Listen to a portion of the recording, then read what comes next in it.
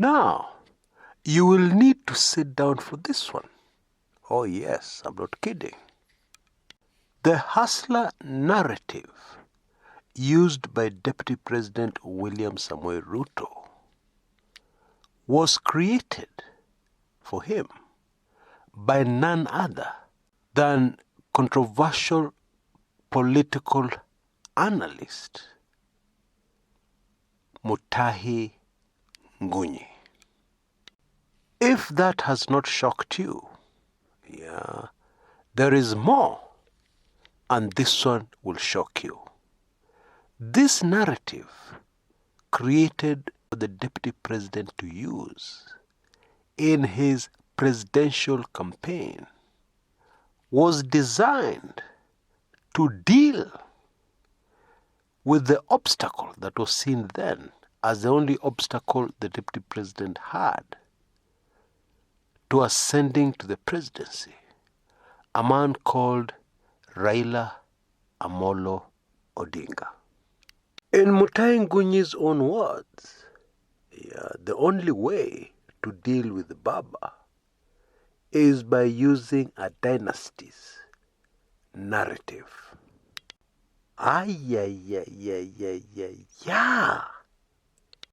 Where is this information coming from? I'll tell you. It's literally from the horse's mouth. Mutahi Ngunyi himself, in his now famous viral video on Kiambaa, remembering the January 1st, 2008 Kiambaa incident in a church in Eldoret, that video revealed this bombshell information.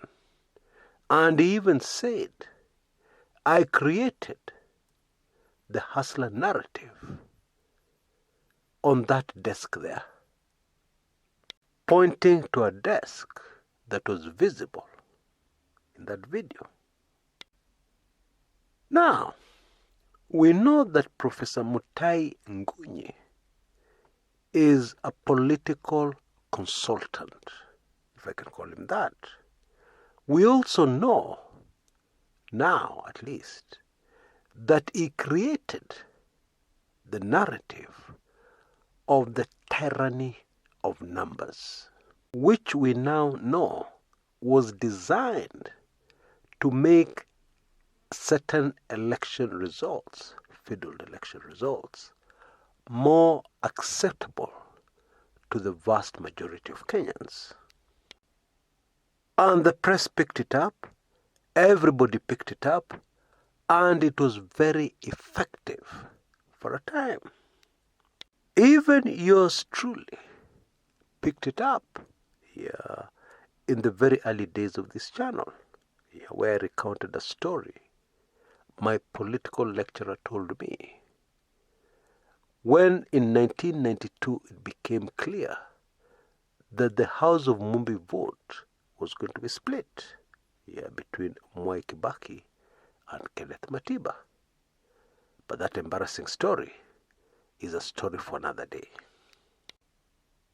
Now, of course, I can hear the question from very many of you.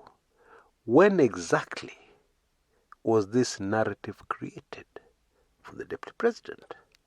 Well, we have not been told by the good professor exactly when, although we can guess that this happened when the Deputy President was still a close buddy and William to the President of Kenya. But again, the exact timing is yet another story, maybe for another day. Today is a day for students of politics. And this hustler narrative, just like the tyranny of numbers narrative, has proved to be very effective so far. Why do I say effective? It's very simple. To date, it seems the good professor has not found an effective enough remedy or counter rhetoric to deal with this monster he created for the deputy president called the hustler narrative. And whether you like Professor Mutahi Ngunyi or not, the truth is very good at what he does. There is absolutely no doubt about that. But let me also quickly add something else. The hustler narrative has been very effective so far in rallying the youth and rallying Kenyans who are not happy with the Jubilee government around the deputy president, who now seems to be the opposition. But, and this is very important, it is yet to be tested in a general election. Because Kenyans, voting patterns in the country called Kenya. People stick like leeches to tribe. Elections in Kenya are just tribal arithmetic. Although there is a rapidly increasing number of analysts in the country who believe the 2022 elections will be different. We wait to see. The world over, politicians use thinkers for their campaigns, and they mostly remain in the background, not known by the public. That's how it's supposed to work.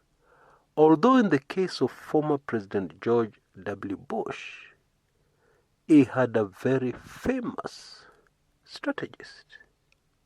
It is normal, and therefore Professor Mutahi Ngunyi has not done anything wrong. He has not broken any law. It is normal in politics, the world over, has been for centuries. And it is going to be super fascinating to see how far this hustler narrative will carry the deputy president. His supporters, of course, hope that it will carry him right into State House. A political message created for politicians is supposed to be repeated very often, all the time. And this is exactly what has happened with the hustler manenos. What? This was quite a revelation coming from Professor Mutahi Ngunyi. If you've liked this video, please give me a like. I will appreciate it deeply. A quick heads up, weekly intelligence briefings number 61 will be out shortly in the next few hours. And the information on that one is so sensitive, I cannot even give you a summary of the contents of that particular weekly intelligence briefings. But there is a shortcut to getting it. Just listen in. Many times on this channel, I have described the upcoming 2022 general elections in Kenya with a Swahili very popular Kenyan expression as follows: Kimeumana kuumana. Oh yes. And maybe many on this channel have not been able to fully understand what I'm really driving at. What is the worst that can happen? What can really happen? What is this that kimeumana kuumana? Really? What is it? I know many of you are asking.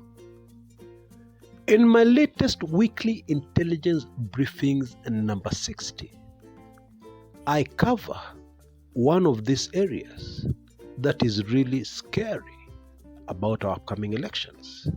And it is a trend that we have seen very clearly from the last two elections, the last two general elections. Of course, I'm talking about 2013 and 2017. It is a trend that is deadly, to say the least. Before the 2013 general elections, we had the death from a helicopter crash of the late Professor George Saitoti, who, by the way, had already announced that he was vying for the presidency of the Republic of Kenya. But was it really an ordinary helicopter crash? There is a lot of information in the public domain that suggests it was not. And I covered this in great detail in Weekly Intelligence Briefings, number 60. Now let me give you another quick example. In the run-up to the 2017 general elections, indeed very close to those elections, about a month before those elections, the CS internal at the time, a man called Joseph Nkaiseri, suddenly passed on from what we were told was a heart attack. A sudden heart attack just before the general elections. And then we had the still unsolved mystery of the gruesome murder of IEBC computer guru, the late Kshs. In my view, the stakes were very high in 2013. They were higher in the 2017 elections. And they're highest, a lot higher, in the 2022 upcoming general elections. Now, there are details which unfortunately I cannot share on this public channel that are included in my WAB number 60 that will just blow your mind. No kidding, no exaggerating. And on this channel, it is our tradition to analyze our politics in our beloved country a lot more deeply than many others do. I'm not saying we're the best. I'm not bragging. But we make an effort to analyze politics very deeply. And therefore, the analysis of this highly sensitive area must be done. Otherwise, we will be cheating our subscribers and indeed our fans and followers if we somehow leave it out conveniently from our deep analysis, because it is all part of the upcoming Kimeumana Kuumana 2022 general elections. Now, times are hard. There's no doubt about that. And many of you, my beloved fans and followers of this channel, may many times feel that you're being left out because of the relatively high cost of being a Weekly Intelligence Briefings subscriber.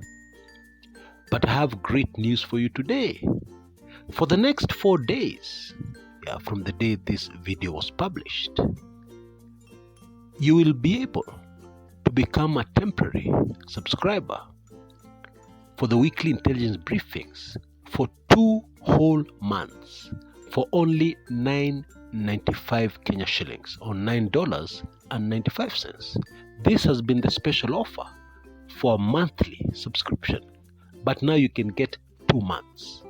And even for those who your subscription has expired, you can now extend it for 2 whole months for only $9.95, or Kenya shillings 9.95 only. Go for it. I'm afraid you only have 4 days. In my opinion, the current special offer for a whole year, and even for lifetime subscription, you never need to pay again, is also very reasonable, very low. So please take advantage. This offer will not remain forever. Indeed, it is going to end very soon, if I can give you a heads up. Those who normally pray for a lovely, beloved motherland, I urge you to step up your prayers concerning our next general elections. Until next time, this is Kshs. Kumekucha.